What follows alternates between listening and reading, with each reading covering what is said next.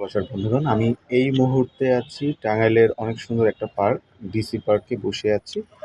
আসলে আমার কিছু লোক আসবে এখানে, আমার মিডিয়া জগতের কিছু ভালোবাসার মানুষ এখানে আসবে।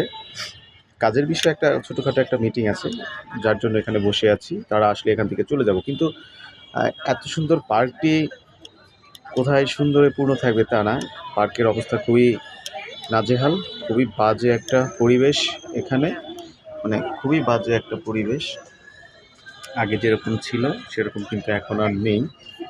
তো যারা ডিসি লেগে আসেন, যারা এসছেন, তারা প্লিজ এই জিনিসগুলো একটু ভালোভাবে দেখবেন, এবং এখানে যে সকল কর্মযজ্ঞ এখন চলে, আশা করছি যারা আসেন এবং আসবেন এসব থেকে দূরে থাকবেন। এটা মানে আমার পক্ষ থেকে আপনাদের কাছে হাম্বেল রিকোয়েস্ট।